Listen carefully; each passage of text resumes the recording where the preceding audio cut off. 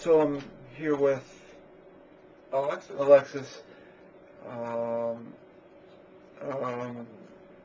I guess we're in heaven, or we're... I call this heaven. I call this heaven. Yeah. That makes sense to me.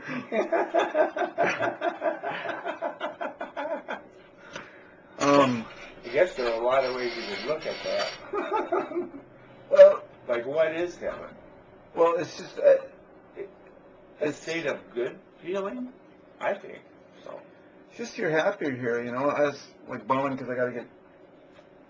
I don't know where I'm going to be sitting in 6 months, if I'm out of state or what. I just don't know. I've been bumming for the last couple of days, and then you have to do this stuff, and it's like none of it matters, you know. Isn't that beautiful? Isn't that beautiful how I can do that? It just says, yeah. Who cares about the world? Who cares about... Well, that's one way of looking at it. Another way of looking at it is that the world can be fun, but I agree with you. I've been pretty kind of like not very happy, put it that way. I'm not depressed, but not very happy. It's the perfect antidepressant, you know, this stuff. Yeah, it definitely is. It is, really.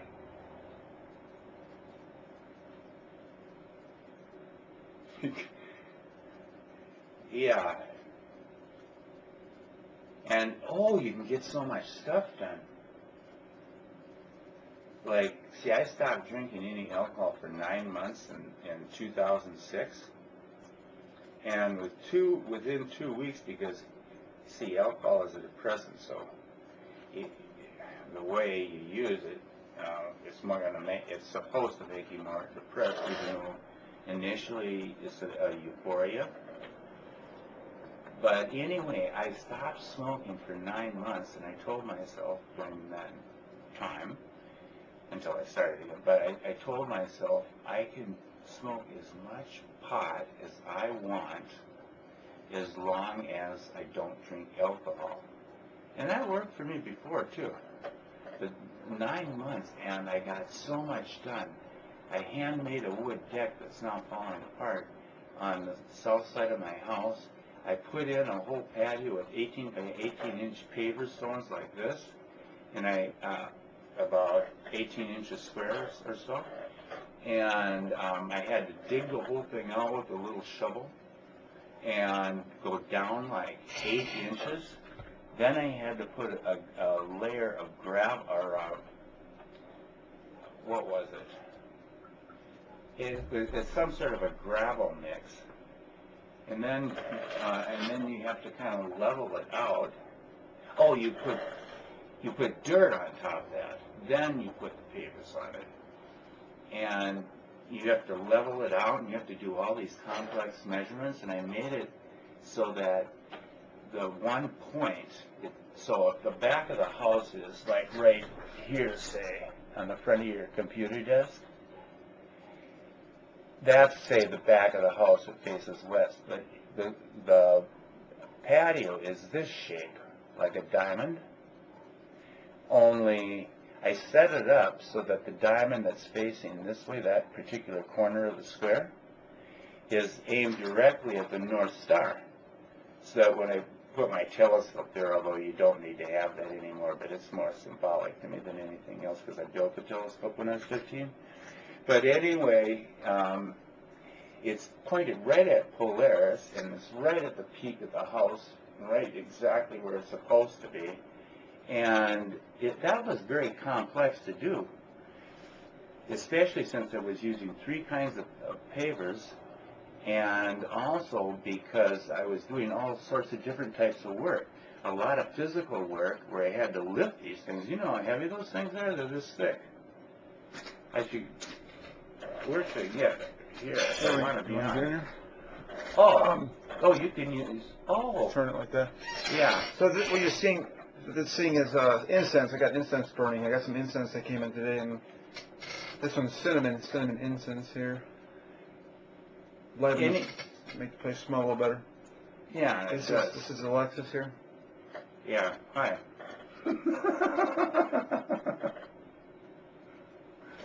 So anyway, what I'm saying is I got so much work done on that house and that yard.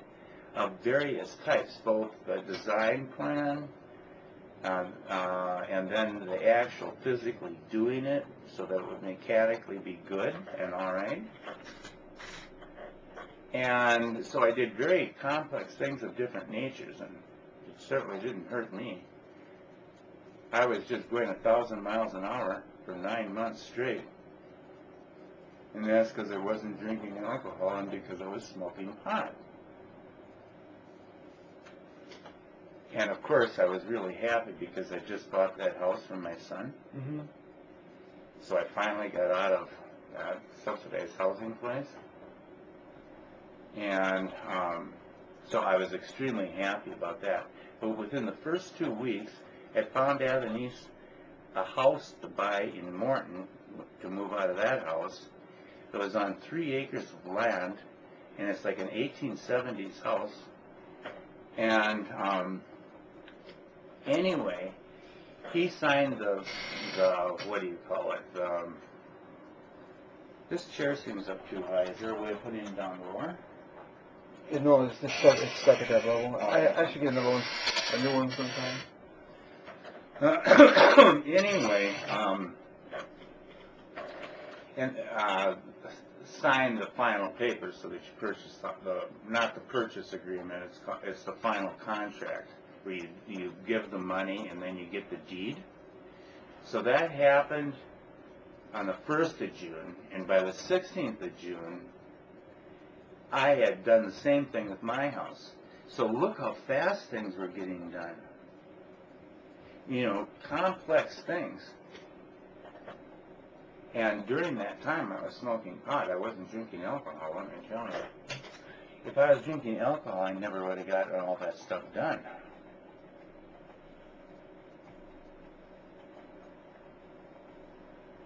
So,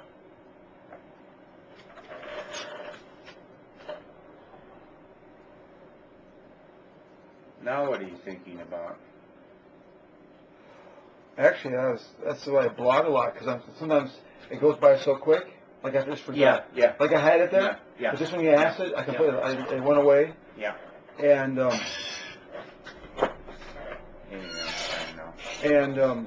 so I can't. I was thinking of something kind of cool, and now it's gone.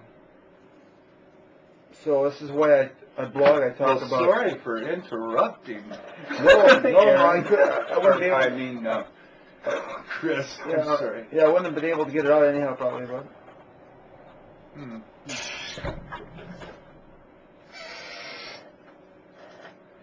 Well, when Kathy mentioned that I smoke a lot of cigars, I really do, don't I? I'm practically a non-stop smoker when I'm awake. And then it's strange. Some days I smoke 10, but usually I smoke like 48. Seriously. And I'm the healthiest person in my family, and I'm the oldest. I'm the oldest son just like you are. That's put a lot of pressure on me from the time I was a little, well, when I was a real little kid, I didn't think about it. I just was happy that I was the first and the oldest one. That's the way I felt when I was a little kid. But then as I got older, for some reason, it seems like I ran into more problems. So then when I do all this stuff.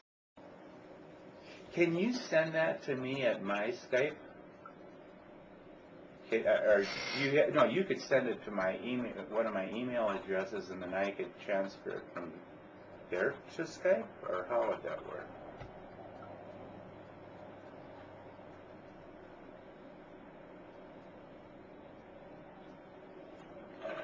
So I'm here with Alexis. Enlarge. I guess we're in heaven, or I call it heaven. Yeah. That makes sense to me. I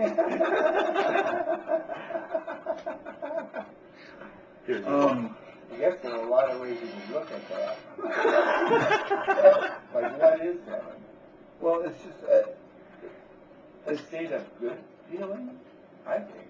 So. just you're happier here, you know. As like bumming because I gotta get, I don't know where I'm gonna be sitting in 6 months. Well, that guy likes to slam that door over there, don't he? Yeah, He's well, bumming it's for the not last really couple days. slamming. Oh, that's another And he thing. empties Your this sense stuff of and it's like- sound is. None of it No, he matters, does it. you He know? does it. He does it all the time. People out in Oh. here just said, And he who goes in and cares out a about lot. the room, who cares about... There's got a lot of people visiting now.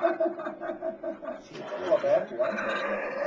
Another way of looking at it is that The world can be fun, but I agree with you. I've been pretty kind of like not very happy, put it that way. I'm not depressed, but not very happy. it's the perfect antidepressant, you know, this stuff. Yeah, it definitely is.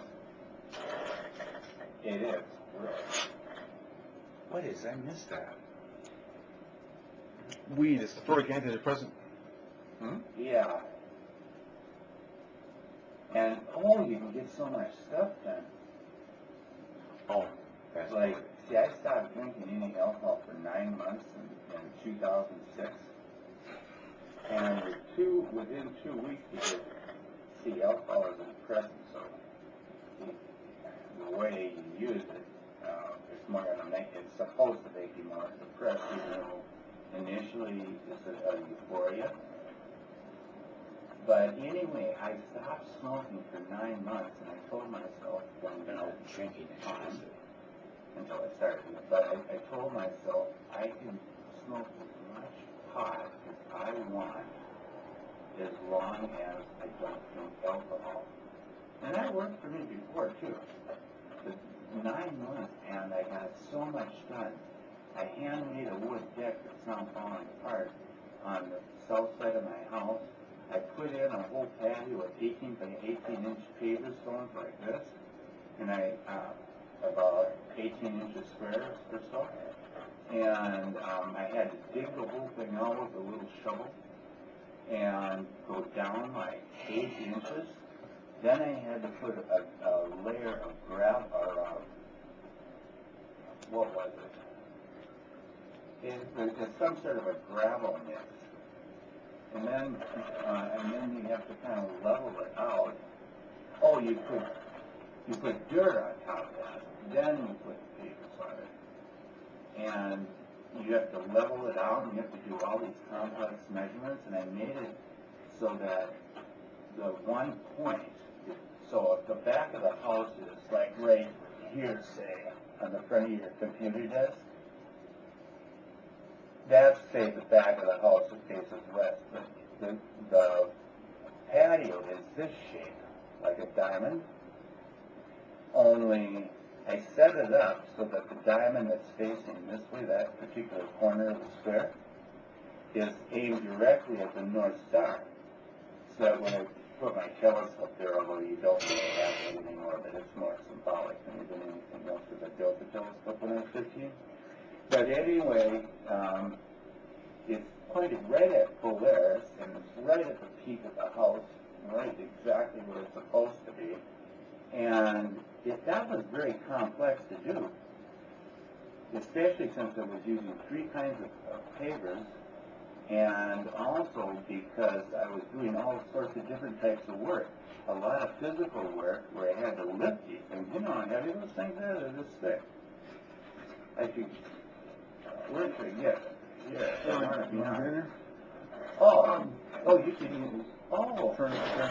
yeah. So what you're seeing, is incense. I got incense burning. I got some incense that came in today. And this one's cinnamon incense here. Light it up, make the place smell a little better. Yeah, it does. This is Alexis here. Yeah, hi.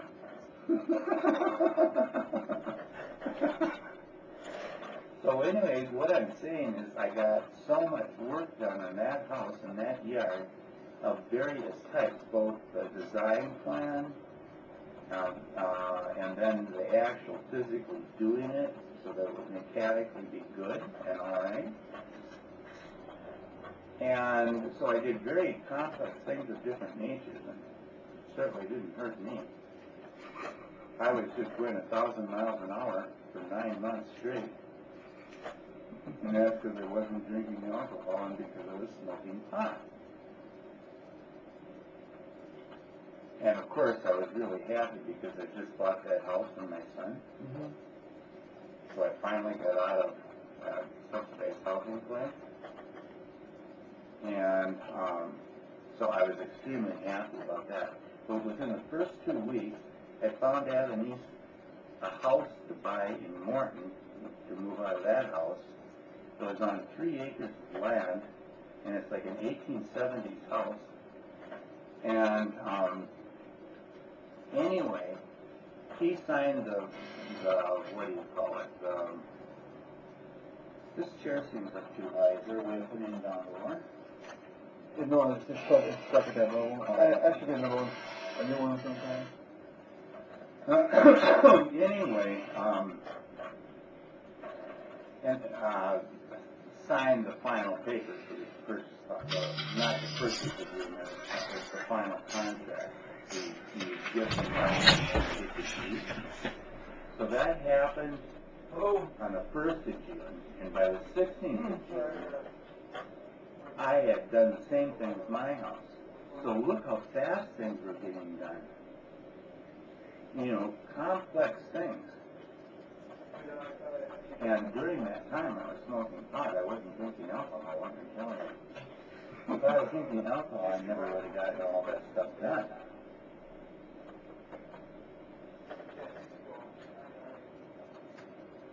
So.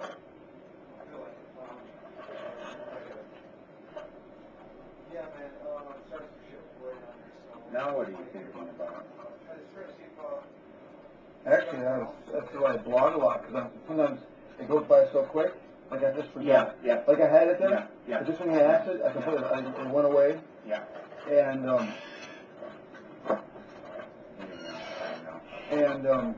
so I can't, I was thinking of something kind of cool, and now it's gone. So this is why I blog, I talk about... Sorry for interrupting.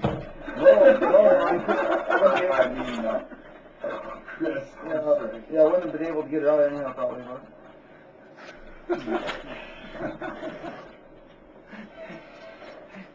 That's funny. Well, when Kathy mentioned that I smoke a lot of cigars, I really do, don't I? I'm practically a non-stop smoker when I'm awake.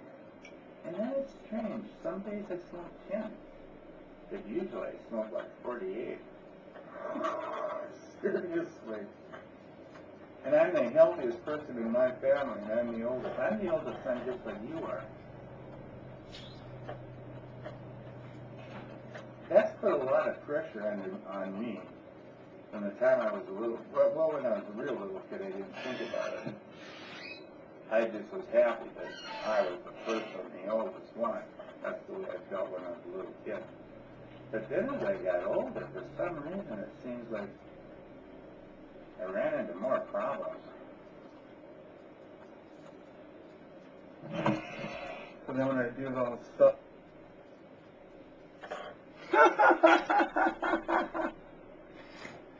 That is good.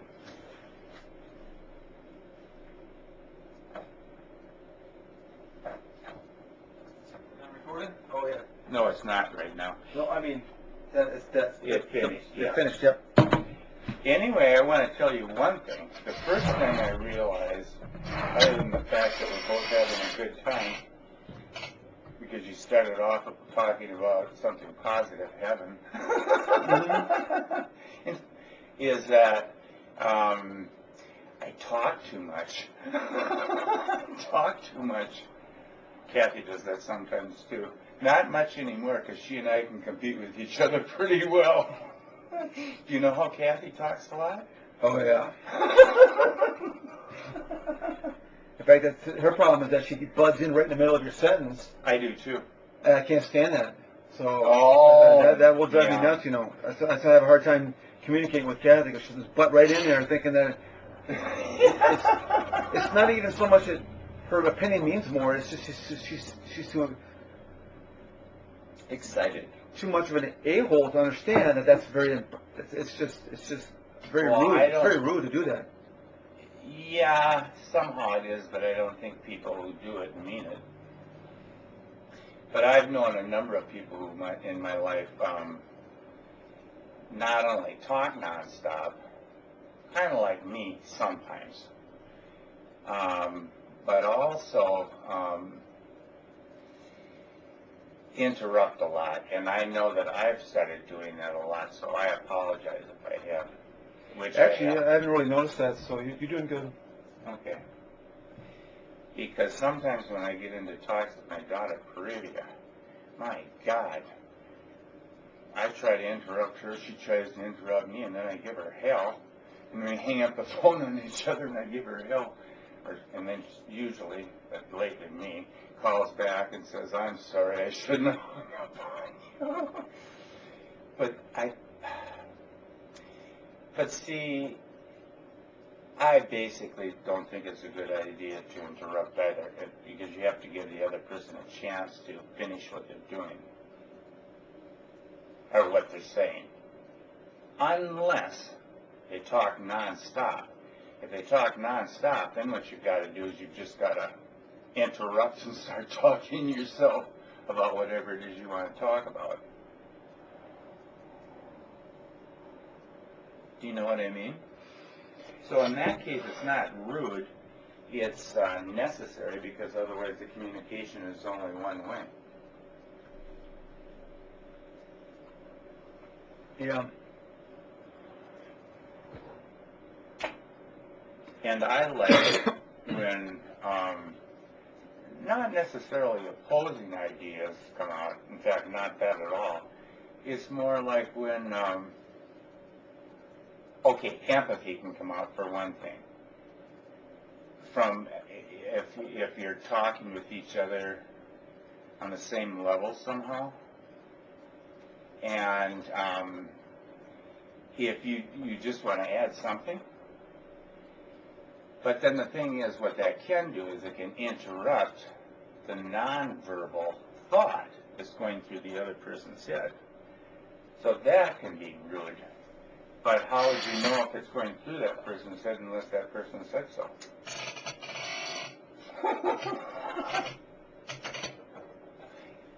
Anyway, I talk too much. I've been talking nonstop since I've been here. But maybe you just don't talk a lot. Do you? Some people do, some people don't. I don't talk that much.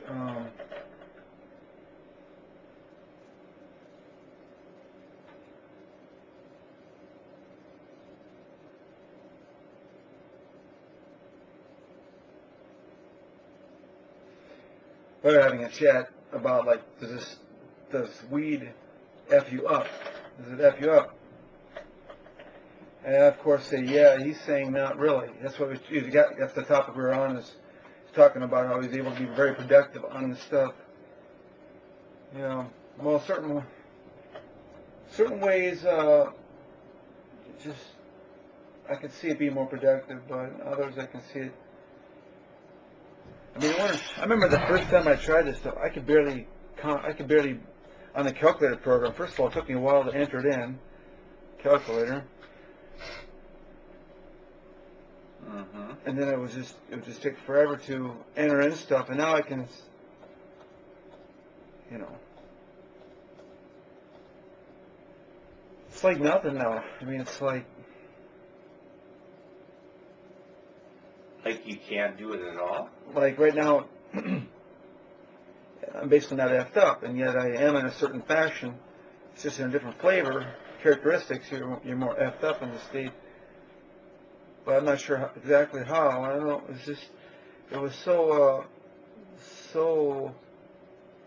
nuts that first time, and the second time, first 3 times, just gotten better. Can I tell you something? Yep. I learned how to type when I was in high school, probably, or junior high school, like you probably did too. But, like, whether I'm using pot or not using pot, I can type equally as fast now, even if I'm on pot, as I can when I'm not. I've never actually done a test, but I can. But maybe it's because I'm a good typer, period. and it doesn't have it. What I'm saying is it doesn't get rid of your speed times on a lot of things. It can increase them up, in fact. But I know what you mean about the first times that you can't do things that when you weren't smoking it, you could do.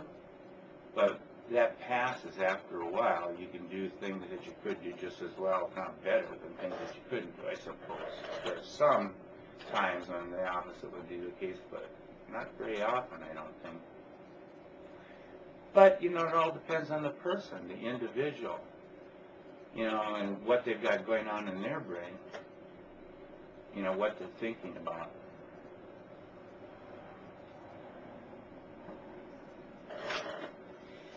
So did I misunderstand you? Were you saying that when you first used it, it fucked you up, you said, because it took you a long time even to get the calculator. It just seemed like, I guess you could say that the best way of saying it is everything was moving around so much. It was like that. It was just, and it wouldn't be that. It wouldn't be like it was actually, but it would be, that's the best way to describe it. But I was just having trouble navigating. I remember I had to configure I get the point. Yeah, I had to configure something, and it just took a while to get there. It took a long time, But then what I'm interested in is you implied that then after you used it longer, because you have now, because you've already said that you just smoked some, that can you do things as fast now? I mean, right now. Well, I can do. Yeah, I can do. I can. I mean, pretty much. You were making an example when you said you couldn't find the calculator, weren't you? Or were you telling about the way you are right now? No, it was a while back. Mm-hmm. That's what I thought. I was having trouble operating it or something. It was just very things were numbers. I was trying to get a number to put in here, and I couldn't think right. And calculations don't go so well in this state. Capitalizations? Are you talking in the financial sense or not grammatical, but the writing sense? I don't think I said capitalization. I don't know. Oh, what word did you say? I don't know. That's why you're stopping, Rick. Can you send that to me at my Skype? That's kind of why I record myself, because you have flighty ideas. You don't know what you're talking about, You can't remember them. That's the problem. Capitalizations? A while back, Mm-hmm. I was having trouble operating it or something. It was just very things were numbers. I was trying to get a number to put in here, and I couldn't think right. And calculations don't go so well. Calculations, not calculations. Oh, calculations. Okay. Capitalizations. Not calculate. Calculations. So what we can do now, this is kind of cool. You watch, see how I got this going. You can watch yourself watching yourself. There? That's good? Or how does that work?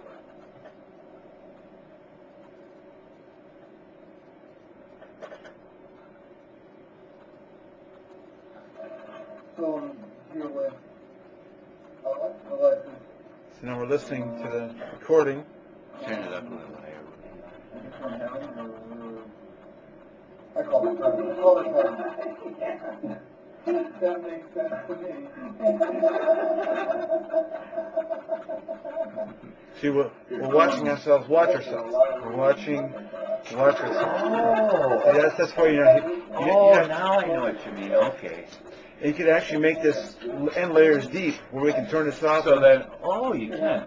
Anyway, but then I can get on it too. So then I'm now looking, but I'm not looking at myself because I'm not showing it. But you're looking at yourself. Oh, that's No, he does it all the time. Who does it all the time?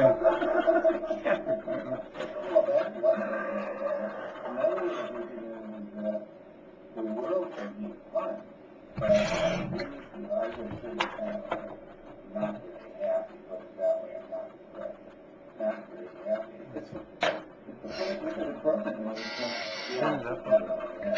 We've already seen this.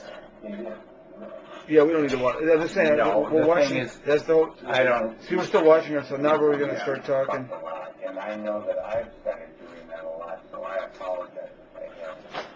Actually, I didn't really notice that, so you're doing good. Okay. Because sometimes when I get into talk, I just want to add something. But then the thing is, what that can do is it can interrupt the nonverbal thought that's going through the other person's head. So that can be ruined. But how would you know if it's going through that person's head unless that person said so?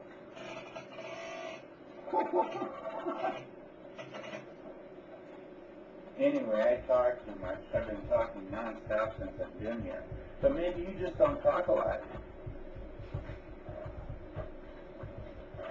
Do you? Some people do, some people I don't talk that much. I like that. Because there we were on the same communication band, so you interrupted me, and that was good. It keeps the conversation going back and forth. We're on the same page. They're having a chat about like, does weed F you up? Does it F you up? And I, of course, say, yeah. He's saying, not really. That's what he's got. That's the topic we're on, is talking about how he's able to be very productive on this stuff. Yeah. You know, well, certain ways, I could see it being more productive, but others I can see it. I mean, I remember the first time I tried this stuff, I could barely, on the calculator program, first of all, it took me a while to enter it in, calculator. And then it would just take forever to enter in stuff, and now I can, you know, it's like nothing now. I mean, it's like you can't do it at all. right now, I'm basically not effed up, and yet I am in a certain fashion. It's just in a different flavor, characteristics. You're more effed up in the state. But I'm not sure exactly how. I don't know. It's just, it was so nuts that first time, and the second time, first 3 times, it's gotten better. Can I tell you something? Yep. I learned how to type when I was in high school, probably for junior high school, like you probably did too. But, like, whether I'm using pot or not using pot, I can type equally as fast now, even if I'm on pot, as I can when I'm not. I've never actually done a test, but I can. But maybe it's because I'm a good typer, period. You know, it doesn't really, what I'm saying is it doesn't get rid of your speed times on a lot of things. It can speed them up. But I know what you mean about the first times that you can't do things that when you weren't smoking it, you could do. But that passes after a while. You can do things that you could do just as well, if not better, than things that you couldn't do, I suppose. There's some times when the opposite would be the case, but not very often, I don't think. But, you know, it all depends on the person, the individual. You know, and what they've got going on in their brain. You know, what they're thinking about.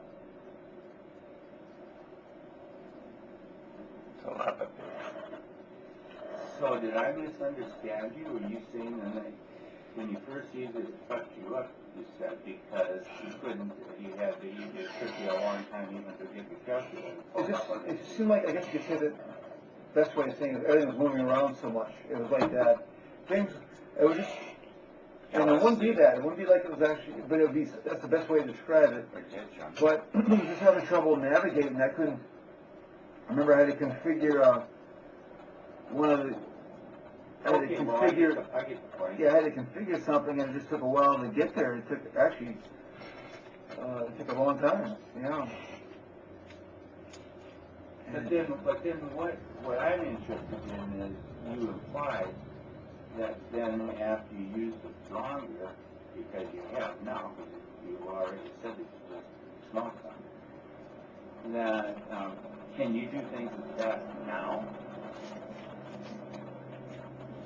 I mean, right now. Well, I can do, yeah, I can do, I can, I mean, pretty much, you were yeah. making an example that you couldn't find the calculator, or were you telling about the way you are right now?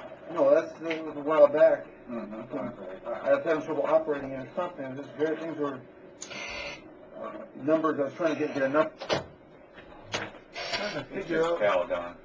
trying to figure out how much, That's oh, it enough just seems skipping for me. beneficial to use this stuff. But it's weird because I don't quite understand that thinking pattern when I'm back on Earth. It's just weird that you would think that you can't remember like just how good it is up here when you're back on Earth. Oh, yeah, I kind of know what you mean. There.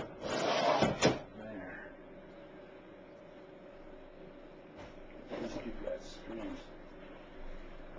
Well, no, that's the point in using it in the first place, because it does do something different. That's the point. I think it's the experience of that. You know, I always tell people, I mean, the people that I know well that talk about things like that, Yeah. is my irrational mind is the most important thing to me in the world. It has to do with my creativity. It has to do with a whole lot of things.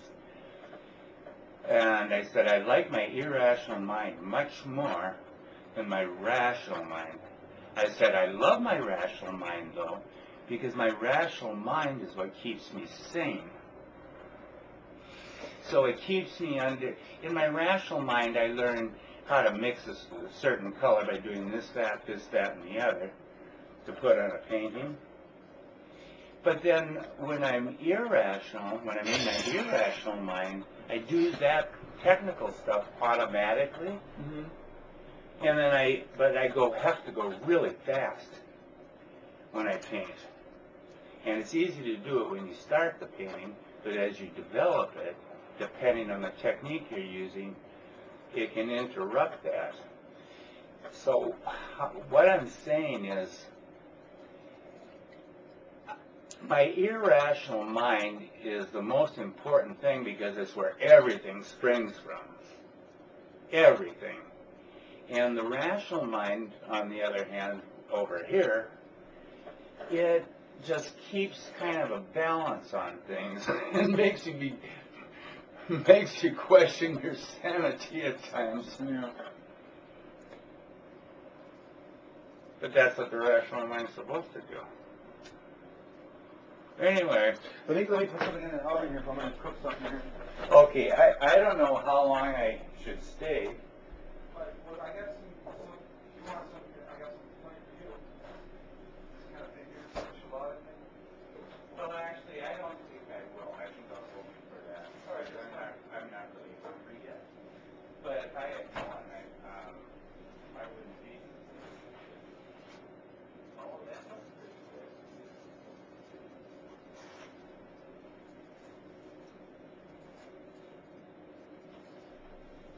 Well, you've got to make the whole thing anyway, so at the same time.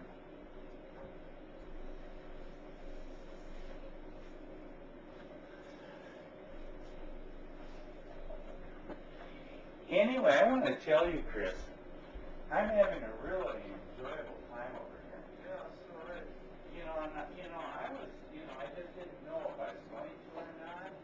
I knew that I'd always wanted to meet you, or I have ever since I heard about you initially, Kathy. And, but then I thought, am I going to be, like, too uptight, or am I going to be, well, I guess what I was wondering was,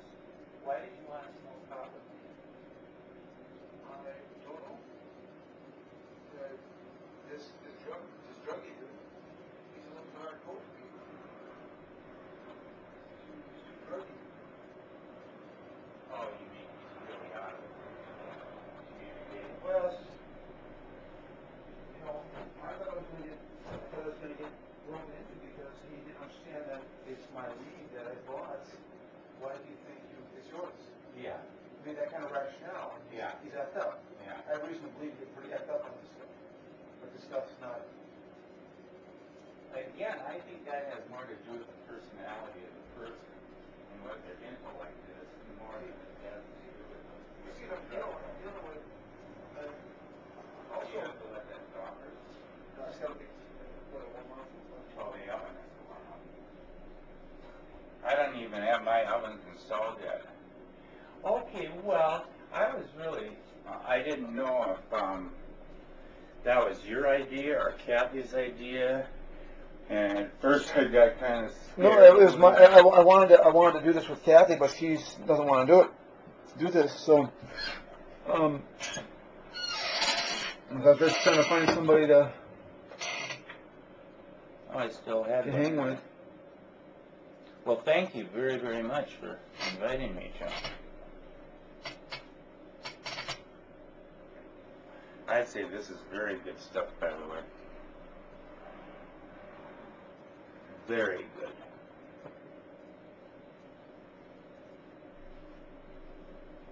You know, but I could feel that way being with you, for example, or one person, but I might not feel that way being with another person. And so I'm really happy that I feel like we're able to talk with each other on the somehow similar levels.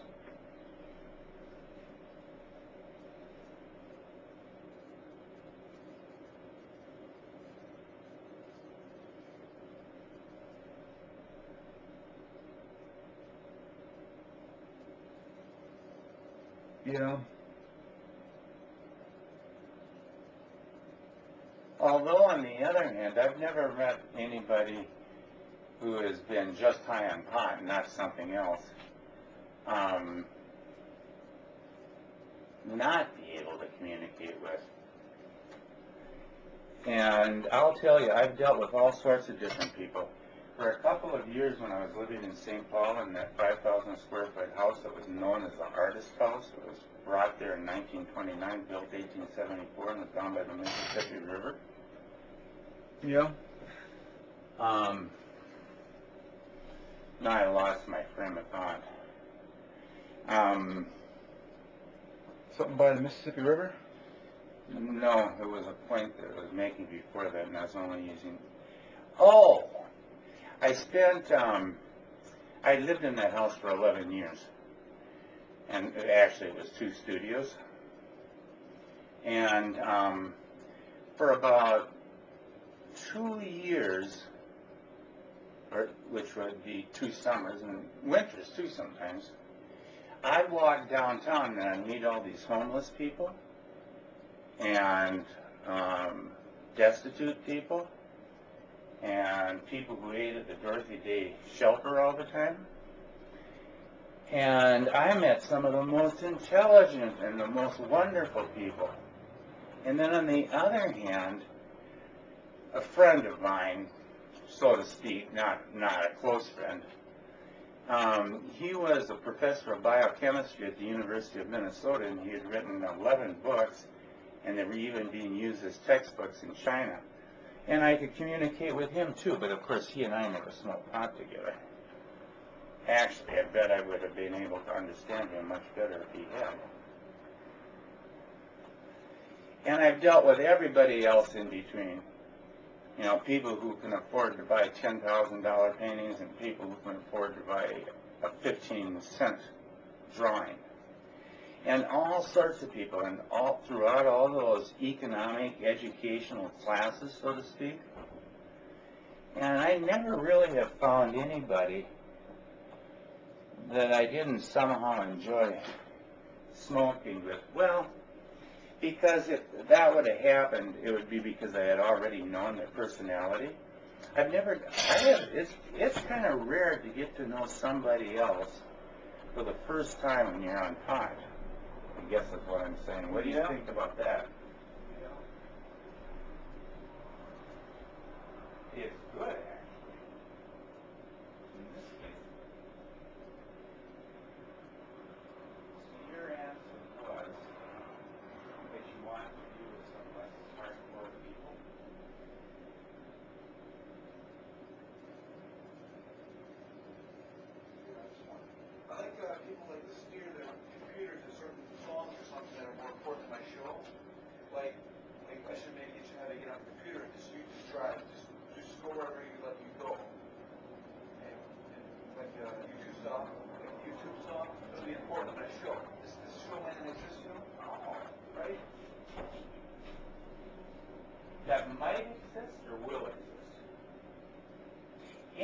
that would be fun. I don't feel like doing it today. Oh, then I know it exists. I'll put it up here, you can just navigate a little bit. Oh, I don't feel very technical or rational. I mean, well, I mean, that's kind of what I was interested in Kathy from, is somebody like this, just to converse with. Actually, what we've been doing is just fine, but maybe you have a So what are you talking about exactly? You're talking about doing what? Give me my copy, will you? Thanks. just drive the computer like you would at home or something, and Drive the computer? What do you mean by that? Use the computer? yeah. Well, okay. But it won't be my computer. Just a second, you'll be coming over here in a second. Oh, you'll be over here. Oh. Just let me get this one up. Oh. Well, I know what I'll do. I'll go to my Skype. God, don't know if I can remember my password or not.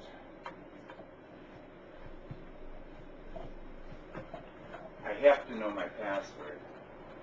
Well, that's what I would do. But I think what I'm going to do instead is I want to print out my address at my Skype account. I wonder if I could get on my Skype account No, you can't. Not if I just use my Skype account name. Actually, that's true. Hang on.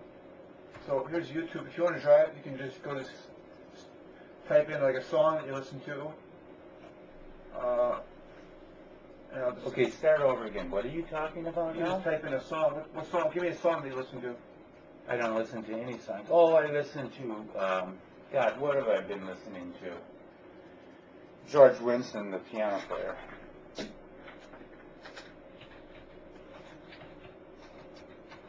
Autumn in particular would be a good one. That's the name of an album. This kind of new age music sort of stuff.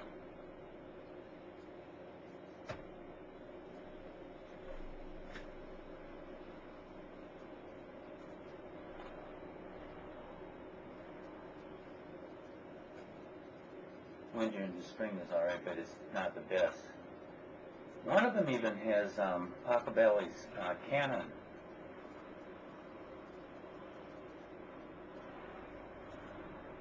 So he definitely knows how to play classically too, if that's what he chose to do. Where did I put that can? Did I take it in the kitchen? It's right here. It's right here. Oh.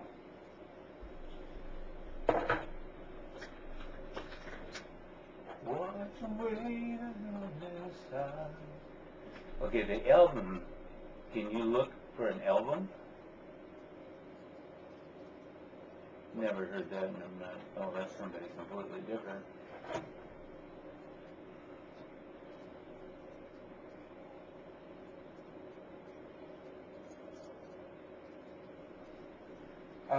I need sound, and I don't have any, and that's because I got plugged in.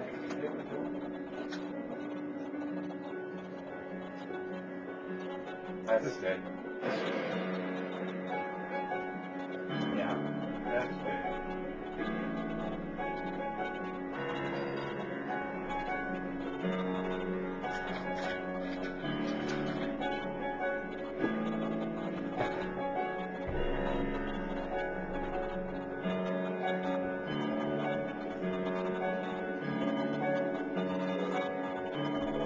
Do you like that music? It's okay, I guess. There's another guy whose music I'd like you to hear. If I could just remember the name and the title. The thing is, I've got a real problem with remembering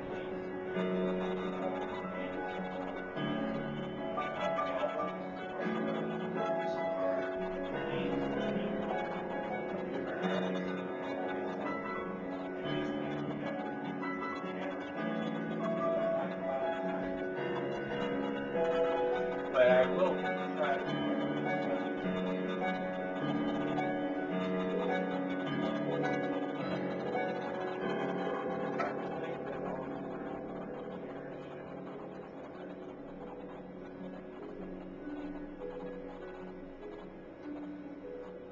rain is a lot about early spring in Montana, and Montana's a particular thing with thunderstorm built up and calm before the storm, and big, really thick black clouds finally, lots of intense thunderstorms in the summer. Is that George Winston speaking? I don't know. Maybe. I can't remember if I saw his face when he was showing the keyboard or not.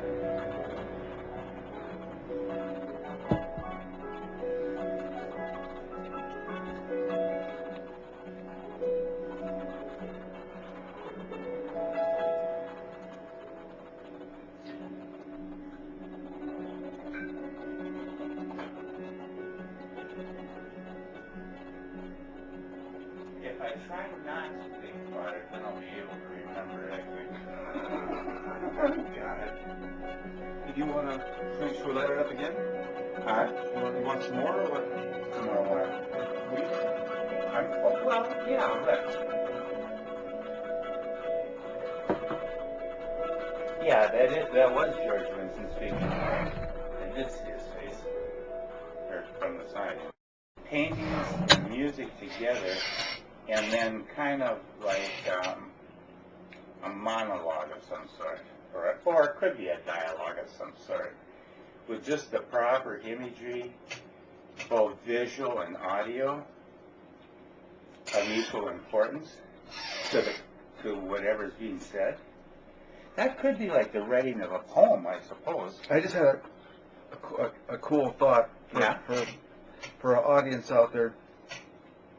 I was talking about we're getting effed up, but I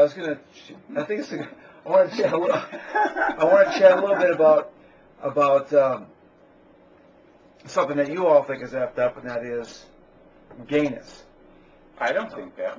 No, he doesn't think. He used to be married, and he's been gay for some time. Actually, you were gay when you were married too, right? I was gay from the time I was a little boy. So I haven't actually been able to interview somebody like this. So perhaps that we can help me understand. So you had some kids, so evidently you were excited by the fact that you're with a woman, but you've just been excited by female. Are you still excited by female parts? No. Then how? Not at all. Were you back then? When you were 20?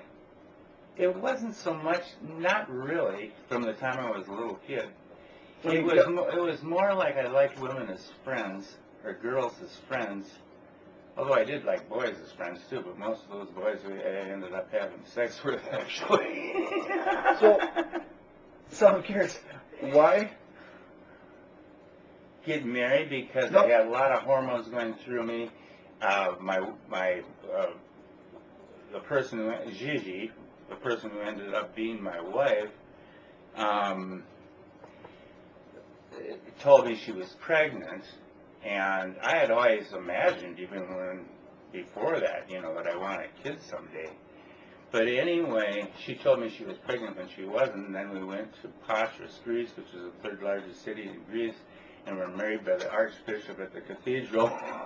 And I was gay, and there were times when it was, when I could kind of get into, breasts and pussies and all that. But it never really was my thing. It was something that I felt like I was obligated to do or something. Whereas with men, it's much easier. So let's. I've actually had a lot of people over my lifetime. I've had a lot of people infer that I was gay, and for the most part, they think it's because I'm never with a woman. Because, well, frankly, I'm a tough lay, and the women don't dig me. So that's why they don't. And I'm usually quite offensive to them, even if they give me earshot of them. But so because I'm not near women, then even the women think, even though the same women that they're thinking I'm gay aren't the ones that aren't, they're not trying to hit on me either. So, go figure. I mean, it's like, if a woman were to think that, they would just, you know, you'd first impress press and see if he turns you down, right? But they don't do that. They just want to make rumors. Anyways. Oh, yeah. I don't know. So, but I think our viewing audience out there is, I'm curious. I've actually, why, so you've been able to get it up for women. Why do you, so you're bisexual? No, for me, bisexuality is the turning over stage. But even after I got separated initially from my ex-wife, I only had sex with a woman once, and that was when there was another beautiful guy that was a wrestling champion, and we were playing strip poker. But it didn't go to completion, it just stopped. But it was kind of fun being in bed with 2 men and 1 woman. I didn't know if I wanted to hear that or not.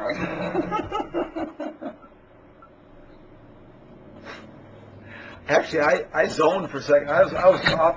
I had a thought tangent, and it just took off like a dart, like an antelope, you know. Yeah. And it just finally came back at the very end of your conversation. So I really don't know. So I think we need to stop in place, and we can understand what was just being said. How many minutes was that anyway? 3?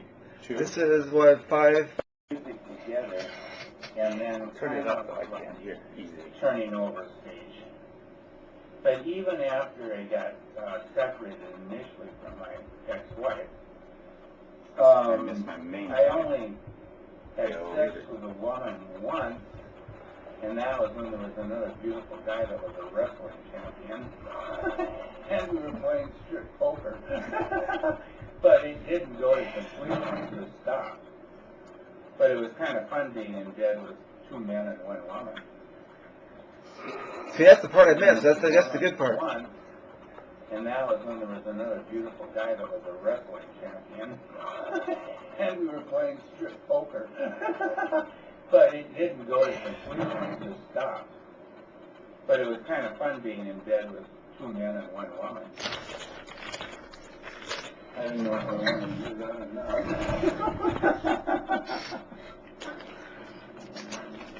Well, Actually, I zoned for a second. I was off. I had a thought tangent. So you're talking about your wild escapade? You're talking about your wild fantasies, which came true? See, only if you're gay can your fantasies come true. Because, see, with guys, it's like, yeah, no problem, I'll participate, you know? It's like, women, it's like, well, excuse me 1 second, let me call 911 for a second. Yes, please get rid of this man right here. It's a very unwelcoming response to a woman. Whereas gay guys, I laugh. I laugh at you guys are just a bunch of whores, basically. That's basically they're every man's dream. Exactly. That is so true. Although it did ruin my relationship with my one lover, my first lover after my wife, and we were together for 10 years. What was I going to say about that? What were you talking about just before that?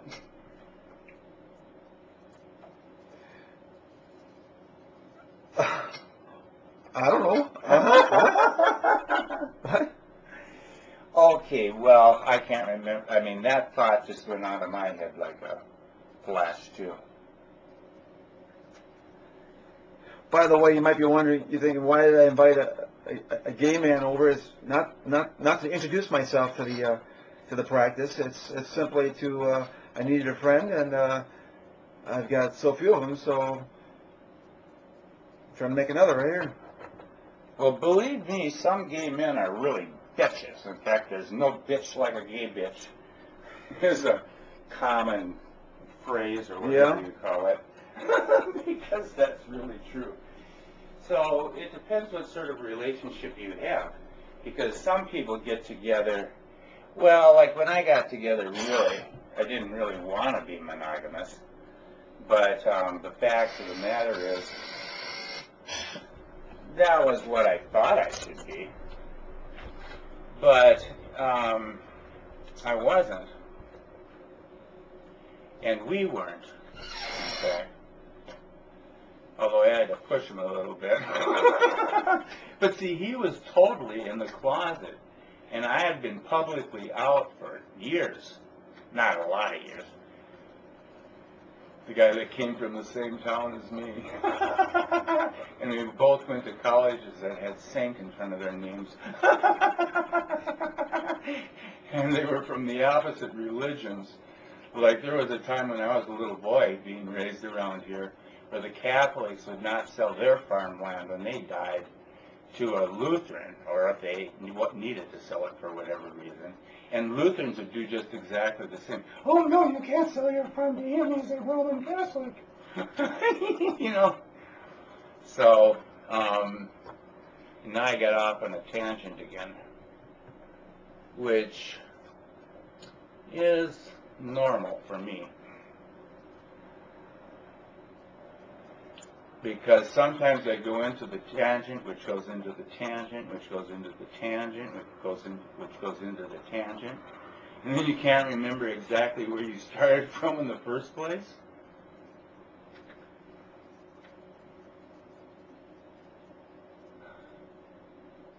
And sometimes it really doesn't make any difference. You can start from just right where you are.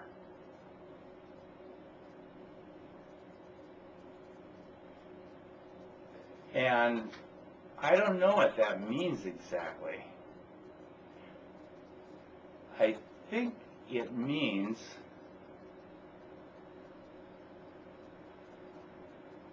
it has something to do with accepting reality. But who in the hell knows what reality is? In fact, there are, as far as I'm concerned, there are all these different realities that we live in.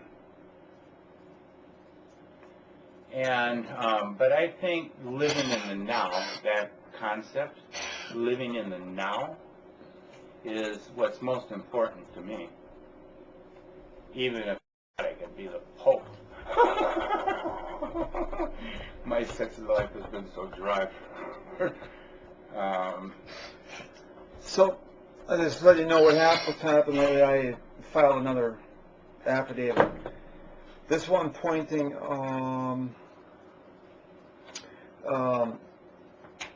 Roy at the 101 and Nate at the 101 as molesting my children. So in my head, what's going on is some psychic stuff saying that I might get my wish as far as a hit being put on me, and Eric being the guy. Why? That's just the story that's being told in my head. See, I'm writing the story. Oh, okay. I'm not talking to you, you know. Oh. You know that? You didn't know that. I'm talking to Ed. I'm talking to my audience. You're talking to yourself. No, I'm talking to my audience. Oh, okay. I'm talking into the camera. Okay. And I can move around for a little bit.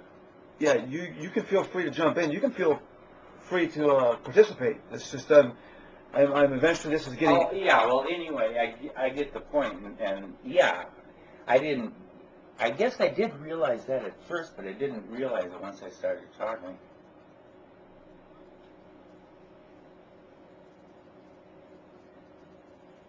Actually, that's I suppose I said, huh? exactly. That's exactly the same concept that I was talking about before. You know, when George Winston was speaking, and he was talking about it's not the trees. If you're out in a beautiful meadow and there are beautiful trees in the background of all different sorts and sizes, and it's not that the trees are there. It's that your person is there. And that's, to him, really part of what it means to be in nature. So, it's also like something else. What we were talking about before with putting music and words and visualizations all together, either as a monologue or a dialogue.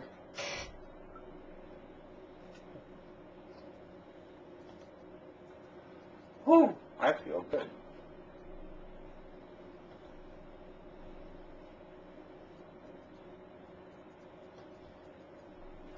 Oh, what other questions? So, what other questions do I have for this interview? So one time I was getting frisky with, well, I've been mentioning, I wouldn't mind trying I thought we were maybe experimenting with my wife, that avenue, right? And Yeah. and then she didn't, she took a crap earlier and forgot the wipe or something. It was that she had made sure it was extremely bad news down there. Was So, that intentional? I think so. It had to have been, yeah. Anyways, how it seems like you're interfering with the poop chute. How do you keep that thing clean? What do you, or what? Well, It's gonna stink, right? It always is. no, not really. But that's a subject. No. I mean, you have to figure out how to clean your own asshole by yourself. Some people, I think, have used enemas. Yeah. So what do you think? I mean, it just seems like do you understand that the debates right now with gays? It's No, I don't. people think, and I do. I think it's not so much. It's like I was on the topic of get effed up. Well, it's sort of effed up to be gay because you're doing. First of all, it's not the penis and the butt are not really like blended together as. Well, I don't know. As far as I'm concerned, they fit pretty well. In fact,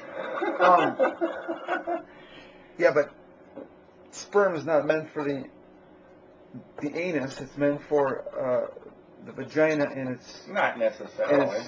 ovaries and all that stuff. Well, that would be the primary reason. Saying that is what. That's true. But so what? I mean, it can be enjoyable other ways, and I'm sure every man and woman who are together don't always put the sperm so that it can go into the womb eventually. You know, I mean, there are lots of different kinds of sex. I mean, oral sex would be just the most obvious example. So that's the wastage of sperm, too, you could say. But,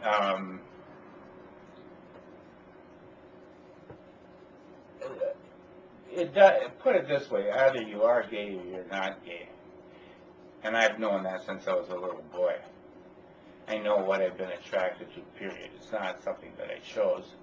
Most people probably would not choose to be gay. In fact, most gays are married. Most gays are fathers, and even grandfathers like me, for example. So it's just something that you are. And so it doesn't have anything to do with anything else. I'm gay, but I still managed to have 3 kids and 6 grandchildren. You know, so the point is I fulfilled my... genetic duties. Yeah, my genetic duties, exactly. And boy, you know, when I went to Europe to study, I went to the Victoria University of Manchester in England. And when I went there to study, God, what was that happened to me? Well, first of all, there are a lot of gay bars up there, but that's not at all what I was going to talk about because we were talking about something much more important. But I was in a gay bar there one night in Manchester, which is about 300 miles north and a little bit east of London, and a little bit 40 miles or so east of Liverpool. And there was one big gay club that I was in one night, and the police came in, but there must have been 500 of us in there, and we were all dancing and getting drunk and having ourselves a good time. And we just said, "Get out, police, get out." And they did, actually. So that was so in other words, it was learning that, in other cultures it can be acceptable, non-acceptable. In Greek culture, all the way from ancient times to the present, and believe me, the present, Greeks have male and female sex. And when my wife said, well, you shouldn't get divorced from your husband, when he said, just because he has sex with a male, that's not a good reason to get a divorce. So the thing is, it's looked differently in different cultures. Gayness as a thing. But before you were talking about, well, if you're gay, then how could you have had sex with a woman and somehow enjoy it? And as time went on, I just fantasized more about males. Until finally I practically reached the point where it was just a big job even to get my cock up, much less fuck. So, and I don't know why that happened exactly. Maybe I was drinking too much alcohol. That's what my master used to tell me, Clement Hoppers. He said, well, because he went to Hazleton in 1964. And we were talking about that because I ended up going to Hazleton as well for a month.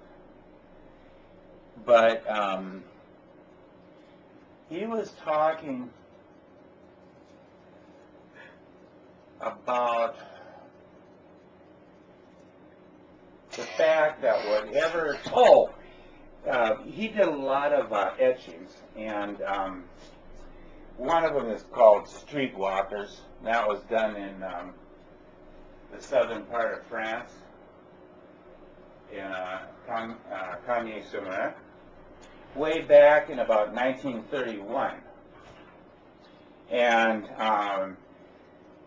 so we got talking about that and prostitution in general, et cetera, et cetera, et cetera. And then we combined that with a conversation we were having about alcohol and looking at paintings and discussing paintings all at the same time. And finally he said, well, why do you think prostitutes try to get the customers completely and totally drunk? He said, because then they can't get enough.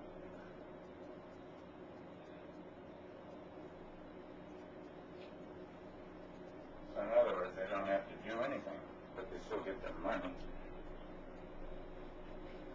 If nothing else, they could rob him. What if you didn't even have enough money to pay for his service? That would be funny. You've got a lot of music. I've been going through these periods. Some periods I just need to listen to music all the time, and usually at a very high volume. But not always, sometimes just the opposite. And then I go through other periods where I don't listen to music at all. I'm in one of those periods right now. Maybe when I get home, I'll put some music on. Oh, because I've got to look up the name of that. Anyway, I'm getting off topic since you said that this is an interview. So an interview is not me sitting here and rambling on. The interview is you asking me questions and you giving a direct answer. You're doing fine. Okay. Good.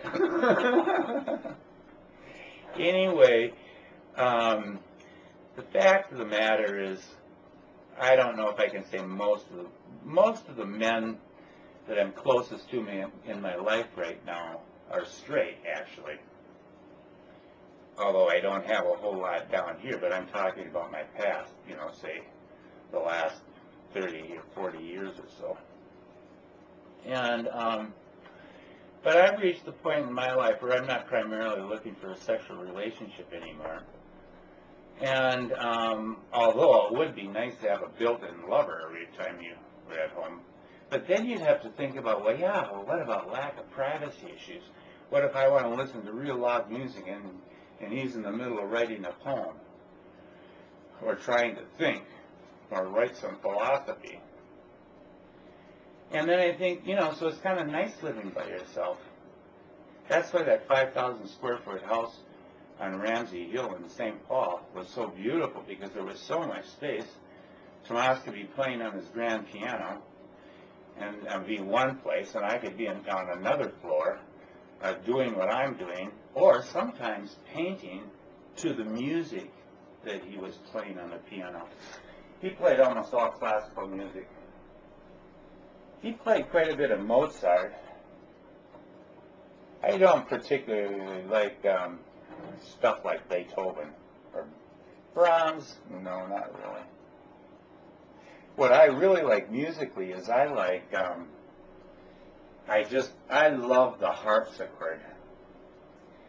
And so I started listening. I said, Tomas, let's go out to the store and get some CDs. He said, okay. He said, well, what are you looking for? I said, I'm looking for harpsichord music. And I ended up buying 11 albums of harpsichord music. And then he even started to build a harpsichord that was sold to Tomas. Is that thing turned off? It's been turned off for a long time. Oh, it's still turned on. No, we're recording. Oh. Yeah, I got you. You're going out and your message is being broadcast to millions in my viewing audience. Well, fine. I'm not embarrassed or shy about anything I say, really. Well, there have been times in my life when I've lost my temper or something like that, or allowed myself to be provoked or something like that. See, that's why I was never killed on the streets in downtown St. Paul. There was one guy who had pretty good sex, except for the fact that he was using something called crack, I think it was. And he didn't even offer me any, which is fine. But, and then we had sex, and it was pretty good. And then we got ready to leave, and then all of a sudden he turned to me, and he went like this. And he was a much bigger black guy. And, but his hands and fingers reached way to my back. He said, in fact, maybe he was using two hands, so I can't remember. He said, I'm sure it was one. He said, I could break your neck right now. And then I thought, well, should I be afraid or shouldn't I? And since I'd already had sex with him and I wasn't afraid of him then, why should I be afraid of him then or later? You had sex with this guy? You had sex with him what? How much earlier? Oh, the sex lasted for maybe an hour or so. And then So, but how long after orgasm till he had his hands at your throat? How long was that? 5 minutes. 5 minutes. Well, we had to get out of bed first. I would have to say that I normally don't experience that bad of sex with women. I gotta say it's pretty bad when they're trying to kill you within 5 minutes. No, but I think what he was doing is I think he was testing who I was as a person. And that was his rather violent way of doing it. But he just wanted to see if in general I feared. Well, maybe he wanted to know if I feared for my life or not, and I guess I didn't. Because I trusted. That's why. That's the thing with trust, you can sometimes get really hurt. But without trust, there's no point in even having any relationship. Forget. Of course, you just have to agree on what the trust benchmarks are, which is difficult. Here, let's get up here. Somewhat. Get the picture of us two of us together here.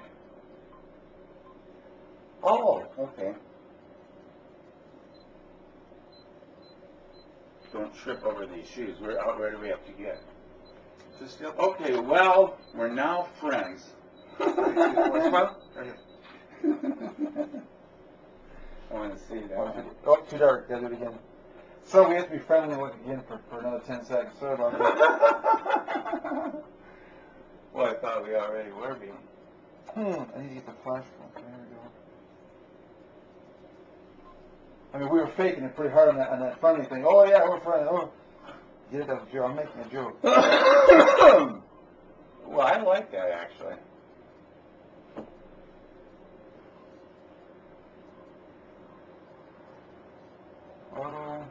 I'm kind of an expressive person, impulsive too. Sometimes. Boy, it's been cloudy for so many days.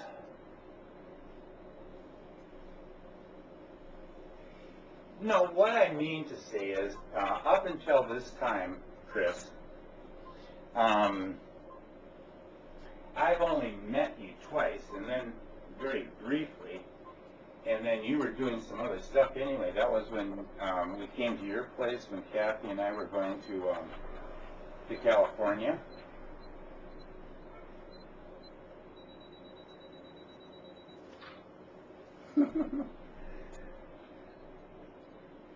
Did it? That's pretty good. The picture's much better. Let's get one more with a better. Makes it you look taller than me. That's because you stepped forward.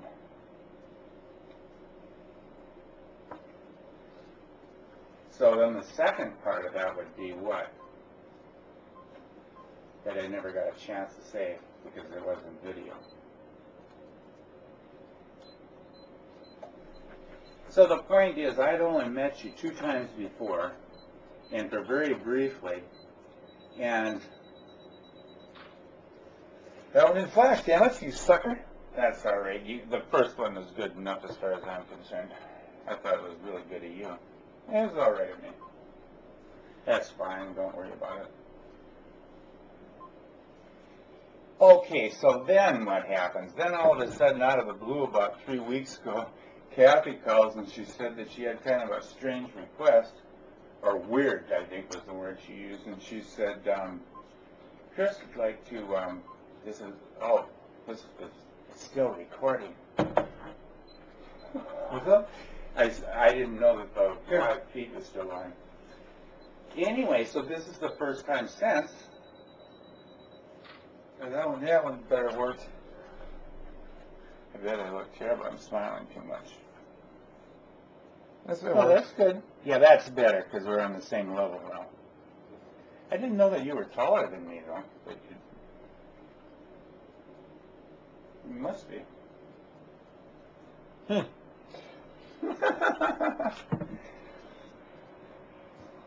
Anyway, in about 5 or 10 minutes, I'm going to go home. Okay. And the last part of what I'm trying to say, and I think it's fitting at this time since I'm leaving right now, is that now I've gotten a chance to know you.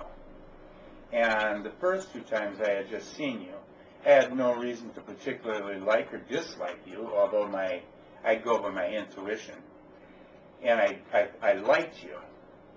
And the fact of the matter is I could also identify with you. And so I was really happy about meeting you. And now that I've met you, because the first 2 times really didn't count, now that I've met you, I can really say genuinely that I like you. And love you as a human being.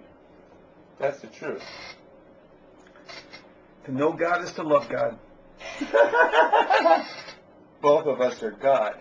Just remember that.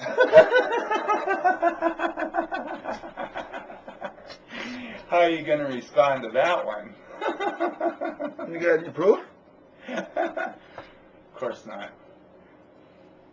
I believe in spiritual truth.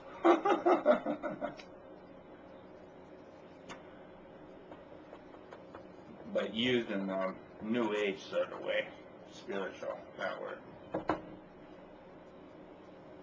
Because I suppose the Catholics thought they were being spiritual too. What about all these other churches? Anyway, seriously, Chris, thank you. It's Yeah. really been nice getting to know you. Yeah, man, it's been fun. Really, We'll do it really again. nice. Yeah, and fun too. Yeah, man. And then sometime along the line you can see the computer desk, because you probably like it. It's got, very clean lines like this. Yeah. Very, very clean. And it's got some shelf space, a little shelf space, and a place to put CDs. But maybe you like to always have them in this area. Yeah. So, I'm just finishing my, look at how many cigarettes I smoked in. What's the time anyway? Tell me so I can figure out how many I smoked in. About 7:15. 1, 2, 3, 4, 5, 6, 7, 8, 9, 10. Oh, this is my 11th one. And what time did you say it was?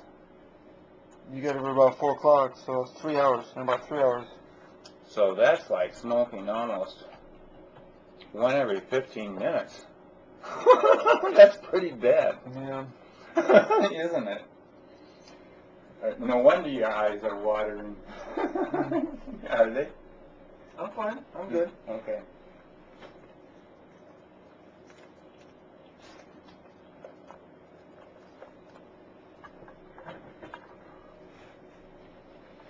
And I'll give you a call when I get home too, and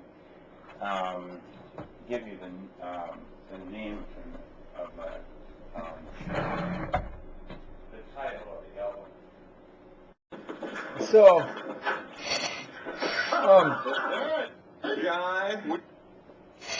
yeah, no, it's been an hour since I was last recording. That did us give ample time to get it on, Don't worry, the first airing of Roller Taking on a Man is coming soon on air, to be continued.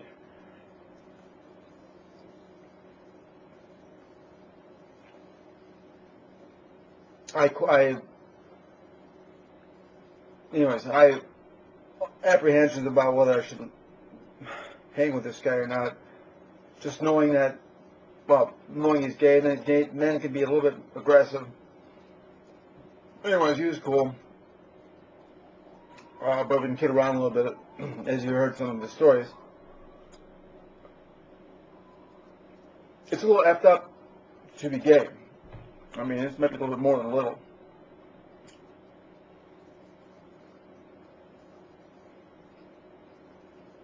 So I wonder if that's related to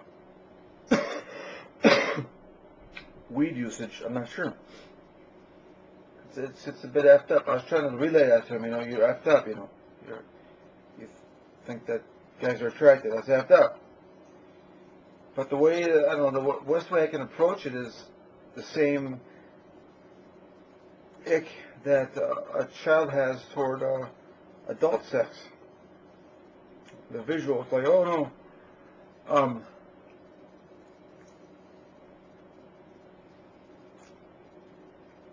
It's a similar thing, but it just seems so effed up. The whole gay thing.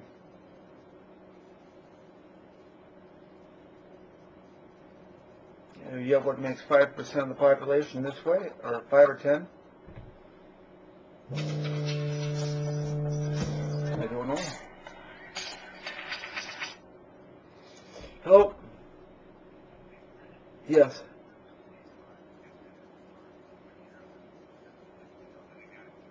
Okay.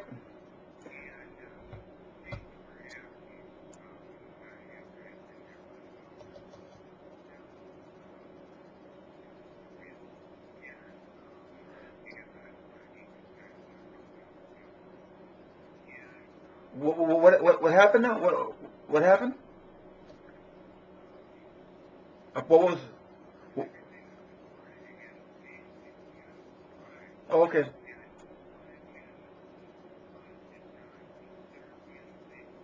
Okay, yeah.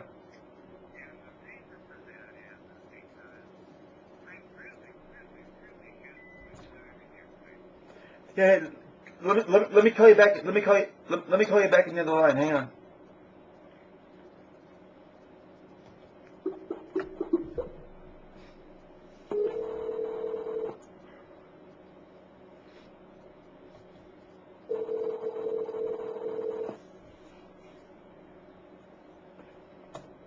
Hey, Ted. Okay, so yeah, if you wanna, so yeah, that was. So you're safe. Everything's cool. Yeah. So you didn't have very far to go, so that's nice. Yeah, but it was just really beautiful, and there was hardly any traffic, and even if there is, I'm used to it. I drove around St. Paul and Minneapolis for 25 years. So, anyway, that was the first thing I left on your message, and the second thing is, and you can check the message, and then you can get the correct spelling in case my pronunciation is not clear or succinct enough. But I gave you the name of that album and the name of that singer. And his name is Sean Paul, and the name of the album is called Trinity, or The Trinity. And anyway, then I left a comment about how that compares with George Winston's music that you played when I was there. What's the album called? It's called The Trinity. Trinity. Trinity. By who? Sean Paul. There it is. But his name is spelled S, so it's S-E-A-N. Yep, I got it. Yep, got it. And basically the comment today, well, listen to my comment, but anyway, basically they seem to be a lot different from each other, but somehow, at times anyway, they seem in opposition to each other, and what the spiritual thing going out of you is. But actually, mostly, it has to do with them having two different styles or genre, and also two different ways of communicating and speaking. So anyway, will you look that music up and then call me back after you've listened to some of it? Let me see, I've got it right here. I'll look at some of the names of the songs, because you got the album. But there are some,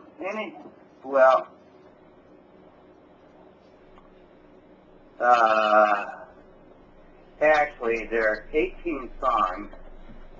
But let's see if I can, starting with number 10, which is, the name of that song is I'll Take You There. And then all of the songs that come after that are real good too. But they're all good. But that one in particular, if you play that by itself, and then choose whether you listen to another one or not afterwards, The song I is. just let you know what you think of that particular song, would you? And what I was talking about with regard to George Winston in comparison. I'll take you there. Okay, I'm checking out right now. I'll take you there. I'll take you there. I'll take you there. I'll take you there.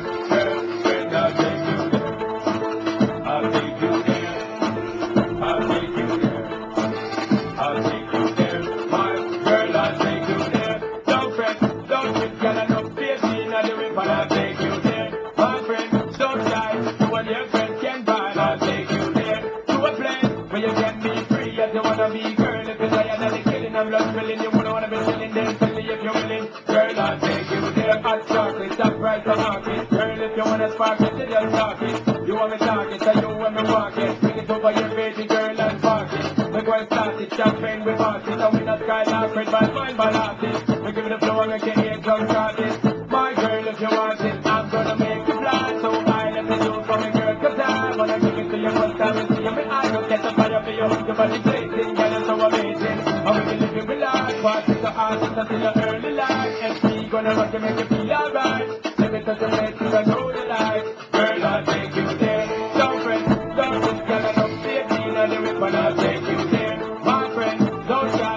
and your friends can ball. I'll take you there to a place where you can be free as you wanna be. Girl, if you're tired of the killing and love spilling, you wouldn't wanna be chilling, then tell me if you're willing. Girl, I'll take you there, been a fake it, but recreate it. Girl, just give me the chance and don't wait it. Me why you think and the look why you wait it. The look that stand up and God will replace it. Me why you take it cause the earthquake don't make no mistake. Y'all take them to make it. You look good from head to toe places. The other give God praises. I'm gonna make you mine. Give it up to me girl cause you look so fine. Your body shapes all left my mind. And I'm here to just a real cause you're so divine. So let me tell it to you one more time. When we are going up in our on the line. You are top of the love the way your body design. Girl you will make all the stars align. Girl I'll take you there. Don't fret, don't trip, y'all don't fear. You know the rip and I'll take you there. My friend, don't die. You and your friends can ball. I'll take you there to a place where you can be free as you wanna be. Girl, if you're tired of the killing and blood spilling, you wouldn't wanna be chilling. Then tell me if you're willing. Girl, I'll take you there. I'll be the pilot for your plane. I'm gonna be the driver for your train. No man, you don't know that nothing but I can blowing through these veins. Yes, I got the influence. So just come and change and don't complain. You want me saying, girl, I got to let you know too. You have the pleasure for your pain. Let me ease out the strain. Come up in the right, let's go. Follow me, baby. I got the power, you know, to be keeping it up, but it's up for me, lady. Walk on the road, take full control, cause you know you are done them lately. 10 out of 10, when you get ready, body, girl, you know, so you're driving me crazy. If you wanna roll, then, girl, I'll take you there. Don't fret, don't trip, girl, I don't fear, seeing on the whip, but I'll take you there. My friend, don't die, you and your friends can ball, I'll take you there. To a place where you can be free if you wanna be. Girl, if you're tired of the killing and blood spilling, you wouldn't wanna be chilling, then tell me if you're willing. Girl, I'll take you there. Girlfriend, don't trip, girl, I don't fear, seeing on the whip, but I'll take you there. And how did you like it? I mean, just were you feeling positive towards it or negative? Yeah, it seems it's got a good beat. I like it. Yeah. There are some others that are really good. One is, God, I wish I could, the sound would come to my head right now, but it doesn't. But there's one sometime after that. I don't know how many songs after that one, where it gets very erotic and in some sort of way. So anyway, I just want to know what you think of it and how it compares to the music that you played for me by George Winston.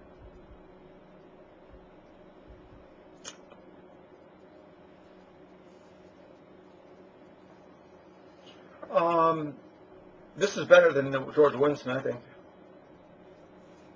Really? Yeah.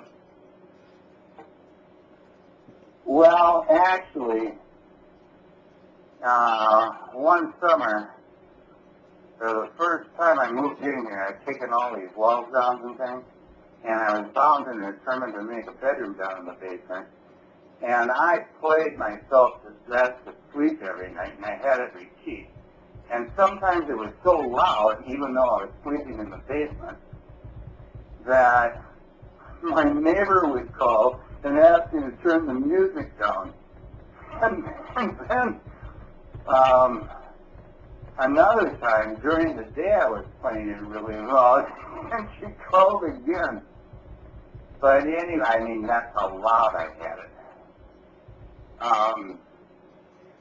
But it's interesting that you say that you like that better than the other. I guess what I was trying to say is that I mean, I'm listening to George Winston again when I listen to music, but I haven't been listening to Sean Paul for a while.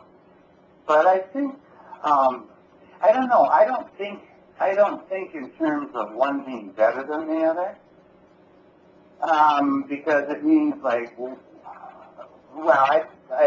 I did say use the word comparison.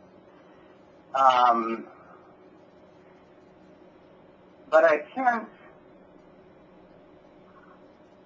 don't want to say this, but I tend to agree with you that I like it better too. But to add on to that, what I would say even though I listened to it for a year straight, practically. And the summer of 2006, you know, after I bought the house and I was doing all this stuff.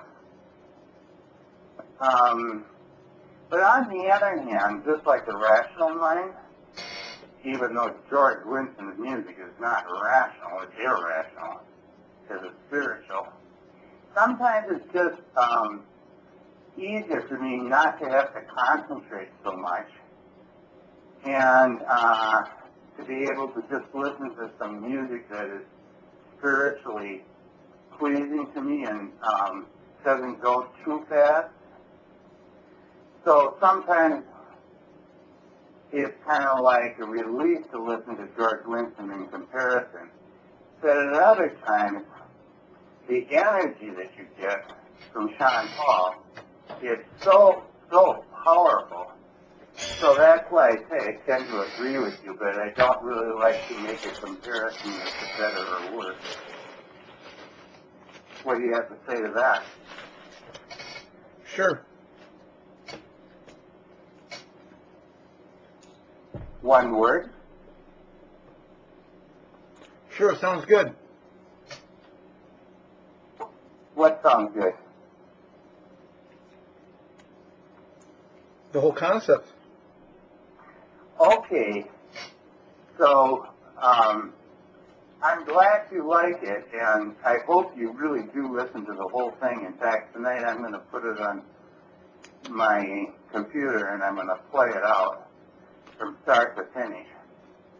I don't know why with this computer I can't get it to record or save it to a hard drive, but anyway, I'm going to listen to that music tonight and see how I feel. It makes me very excitable and very excited. That's what I like about it. And I like George Winston for just exactly the opposite reasons.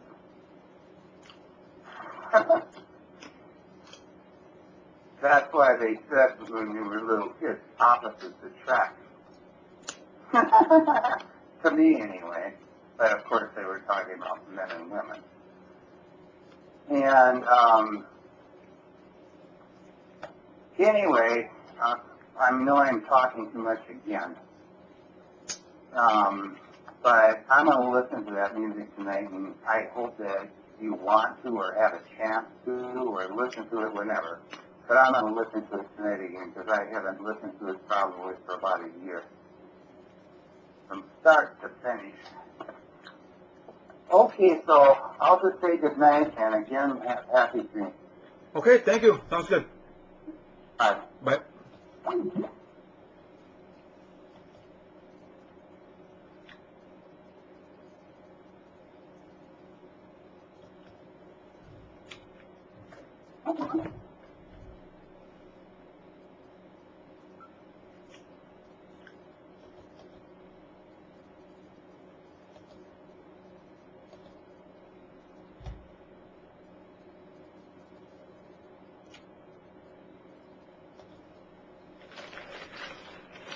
Hi, Chris. This is Alexis, and I just want you to know I got home about 5 minutes ago, and I had a wonderful drive home. It was very nice and peaceful and restful.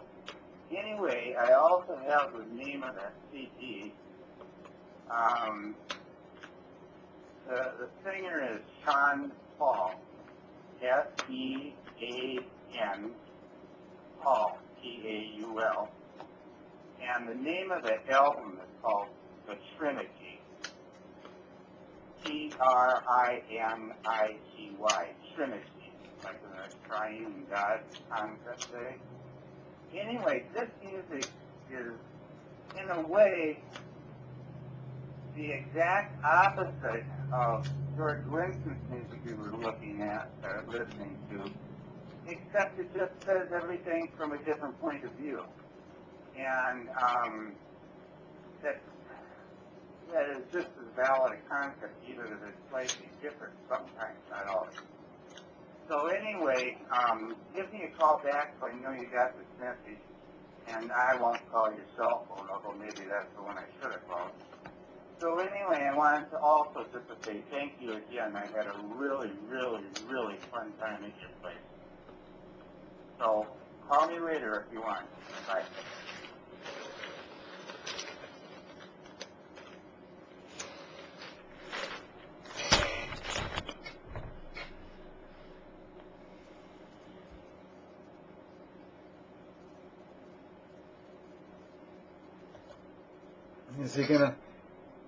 Is he gonna get me? That's the big question looming out there. Stay tuned.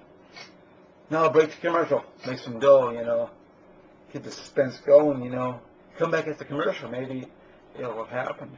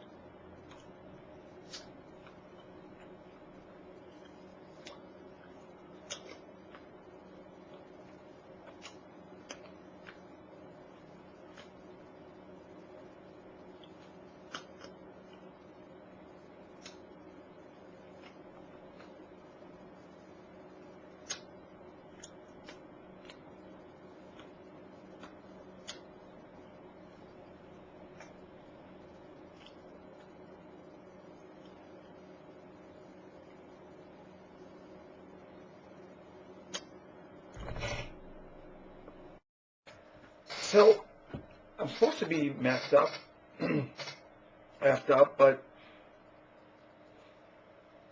I'm not. And I'm alone.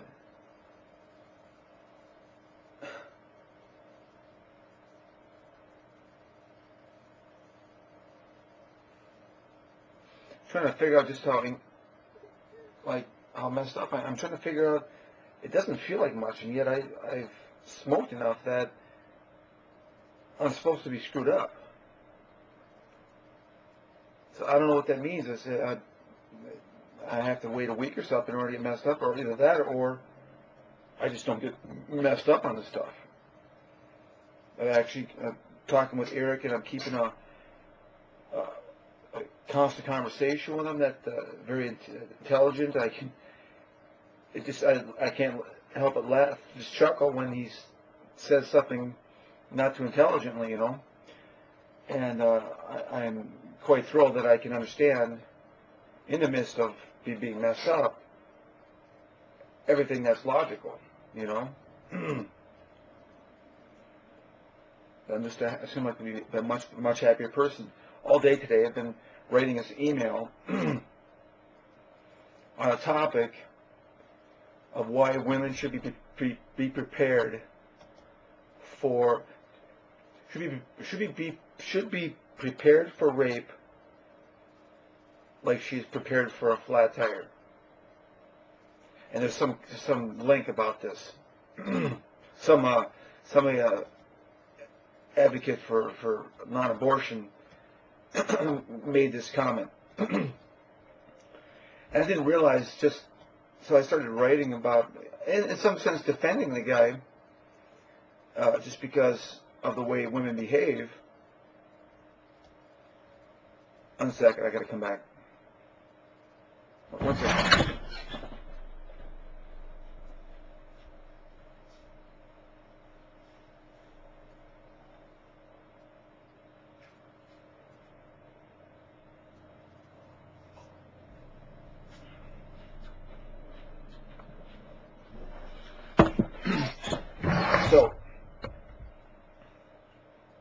So this letter that I'm writing, I just feel like want to be in a smart-ass mood to talk about. Anyways, this topic came up in Socrates, and this is what presented this topic. The state representative had said this, and so I'm babbling. I could almost read it for you, I suppose, or paste it in this movie here, but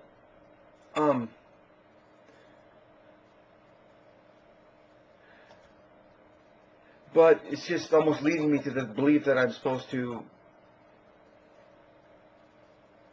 you know, be posting some people on this child molestation thing that are from this Socrates here. That's what's leading me to believe. I can just keep on going.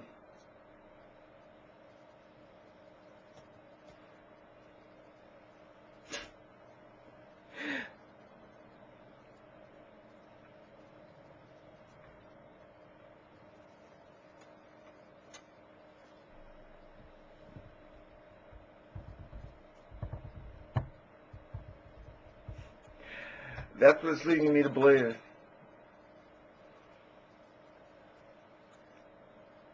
Yeah.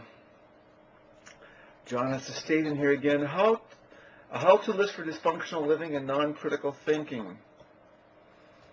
He does it every time he's mad at me. Then he says it's just a side effect of a signature effect from his emails.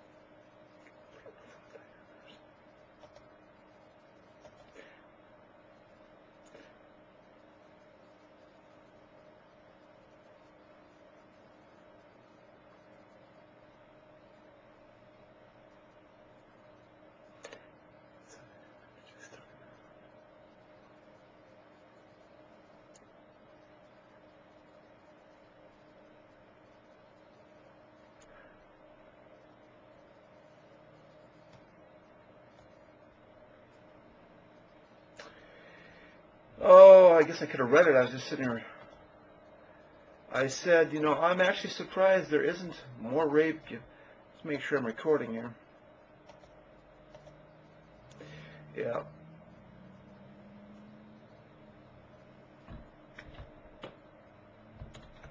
I don't know why I didn't frickin' say it out loud. I was just gonna see if it was any good. Just to skim it, and I freaking decided to read the whole thing. And what did they say in here? The comment that the problem with groups who deal with rape is that they try to educate women about how to defend themselves. What really needs to be done is teaching men not to rape. Kurt Cobain. And then I say, I'm actually surprised there isn't more rape given the amount of cleavage and sexuality we place on our TVs. That U.S. men are actually taught pretty well. Egypt men, that's a different story. Because in the 60 Minutes report about Laura Logan on 60 Minutes, she wasn't raped, but she was groped, like stripped naked and groped and probed, and I guess I'd consider, I mean, that's like bad enough, but I mean, the raping, I guess, is when, I'm guessing there's another level to actual terrification that is actually getting raped. I mean, what she had was not good, but she was not penetrated by a man's penis. I think it could have been worse. I think that would have been a far worse deal than what happened to her. And I commend her for getting on 60 Minutes, because it's probably courageous. I got a feeling she got some letters to stay off the air and stuff. I just thought that was a courageous thing for her to do. I give her hats off for giving that story. Really is a shit story, you know. But what it shows is that I say Egypt men are quite savage, and probably how most men behave throughout the world. I mean, U.S. is just a small population of the world, and I'm telling you, man. I think American men are actually pretty tame given the constant visual foreplay. And it's interesting, the ladies flashing their boobs are the first to call 911 when I, Roller, ask them out. It is this irony, while I think women are such dumb creatures, to foreplay us to death and then cry when things go wrong, like when a flat tire occurs. Flat tire being, have I made any new friends with this commentary, I say, and if women are getting raped, it's probably due to the foreplay presented from your celebrity friends getting us all warmed up. Laura Logan is an example taken for granted. Men are tame throughout the world when they're only tame in the U.S. Trying to report a job and getting attacked. Oops, I said attacked. Women got it so good in the U.S., but they're too stuck on themselves to even know. Don't pick on the men who keep it real, pick on the women who act like idiots, who taunt and showcase themselves in front of the whole world to see. I'm not talking about Laura Logan here. And it usually results in collateral damage for the rest of us.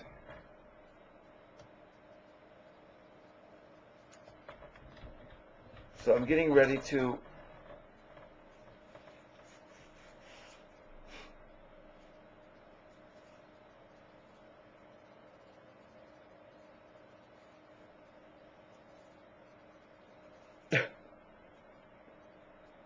boy, I cannot.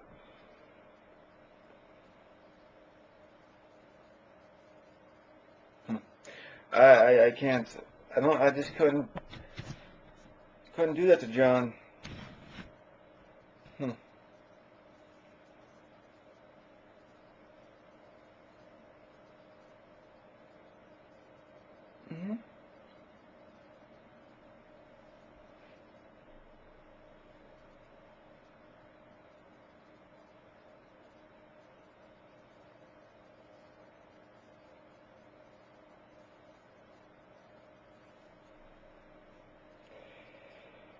I don't know, man. So I sent this thing to Roy at the 101, telling him about what I posted him on the internet. Took it to the sheriff, I guess. So I'm trying to figure out what they can do. Are they just hoping I just keep on doing this until at some point they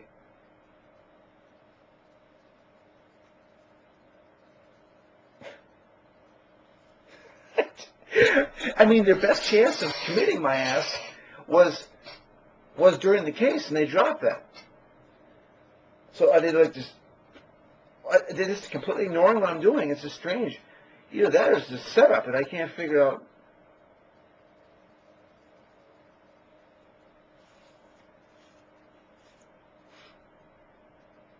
I can't figure out what they're.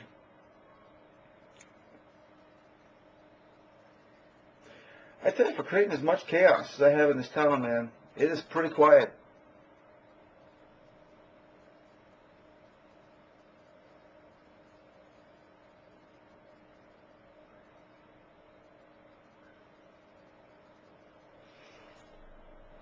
Yeah, man.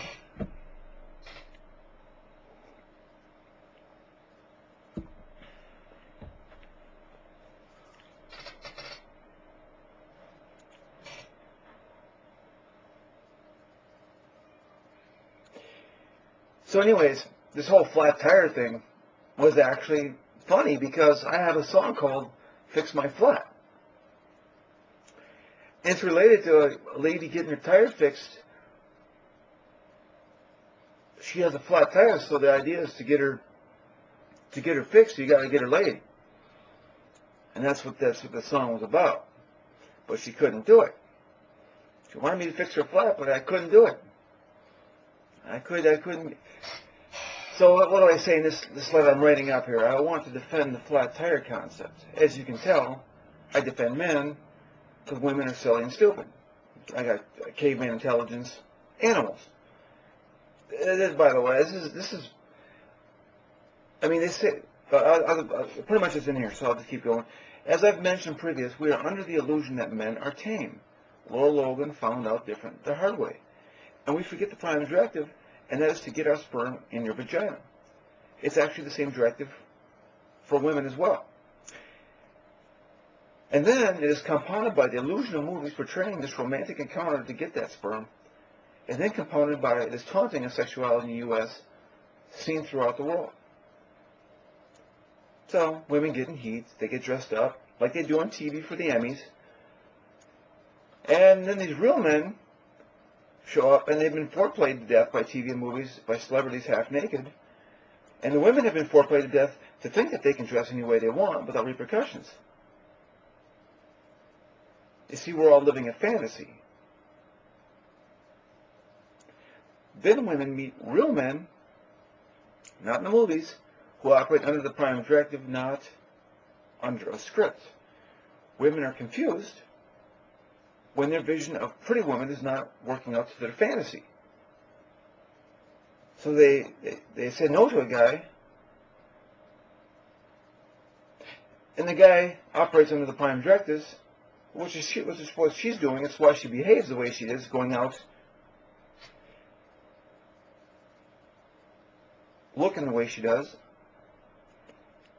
She gets pregnant, and then I say, well, 1/10 of the chance of getting pregnant. Figure most people are on the pill. Most girls should be on the pill, and then there's 1/6 of the month, the cycle. But usually, I'm guessing it was to work out one in 3 rapes results in pregnancy. I don't know, because she's in heat. I'm guessing it's more often than the odds should be, because she's in heat. She requires the sperm due to the prime directive, stays off the pill, goes into heat, conducts herself to what she feels is appropriate due to the fantasy of the movies she's been taught. By the way, women have been taught to cry rape, even though it is not. It is why most college campuses will quiet all rape accusations. In fact, I had a colleague when I was at UF who was raped, and no one ever knew. And the only reason why I knew was because I saw her at the clinic. I was in there for some Rogaine doctor. And I made an inquiry about it, and a frat party or some sort, and I was just thinking, you know, what do you expect? So really, it is like a flat tire, folks. Where, I mean, if you want to get yourself in a situation, the reason why you're doing it is because you really want to get laid. But when it doesn't happen like the movies, you think that something is wrong.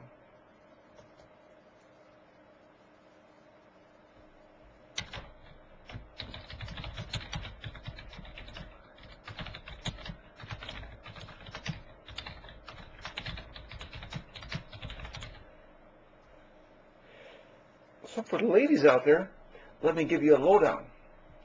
Dress business attire always. Win the man with your brain and personality, not your looks. Don't argue with the man. Don't act cocky or that you are on a pedestal and that he should work for you. To be worked for.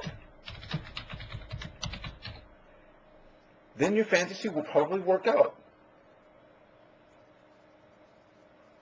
Again, I guarantee you, if you can keep a man this way, if you can present yourself and actually keep this mentality, I'm sure that most marriages will work out for a long time. And I say make sure you get on the pill. That's always a plus. And then I say, in this fantasy of 2 to 4 weeks to have sex is a joke. The prime directive puts you ladies in heat for a reason. You're supposed to have sex on that day.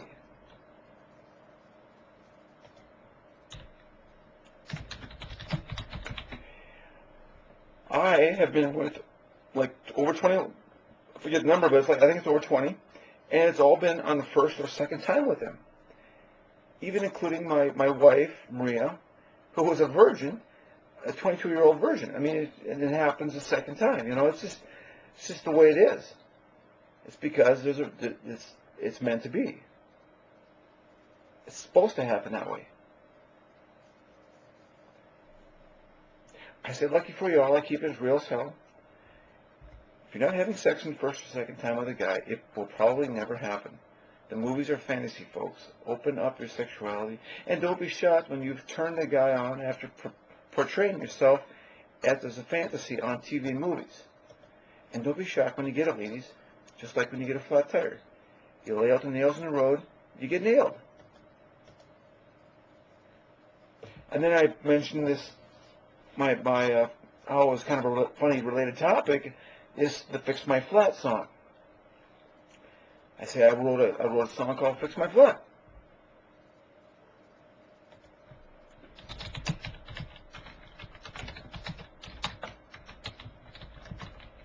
I'm sure you'll appreciate me more, Shannon, when you hear it. Give her the link. Real life story. You think men are driven by their penis? She had a flat, but she couldn't get nailed. Roller's the only nice guy out there. The thing is, her trouble, she met a nice guy. She was looking for a bad boy. And then I make a side note. This bad boy concept is what most women want. So that she gets it. Complete the prime directive. The problem is, it rarely works out like a TV fantasy in her mind, and now she's delusionally thinks that she's been raped.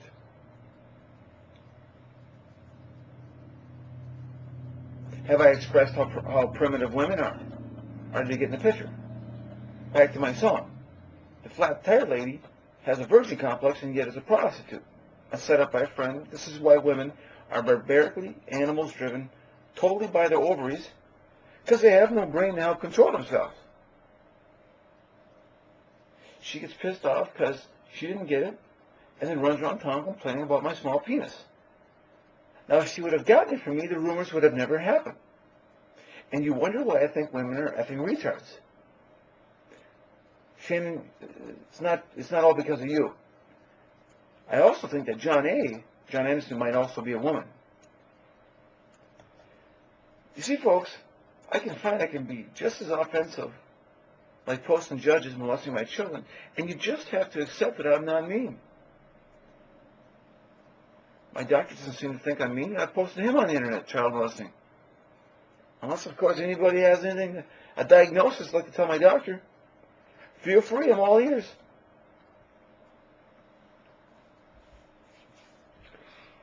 It's probably the way it's going to go out.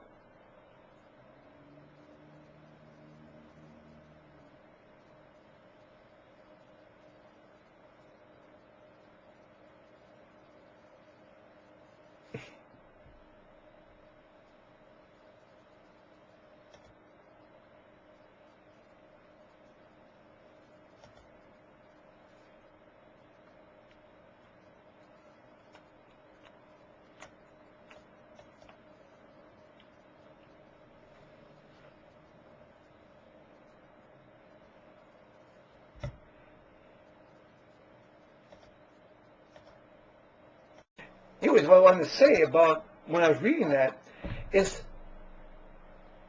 how far less bitterness I have in my system when I'm in heaven here. I'm just like, you know, this doesn't feel right. It felt right when I was back on earth in hell, where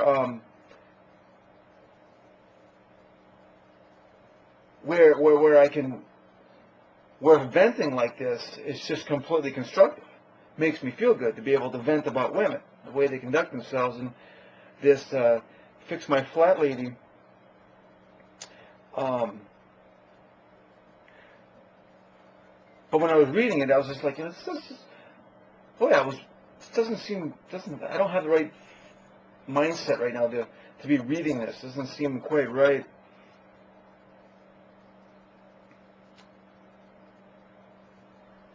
Anyway, that's all I was saying there.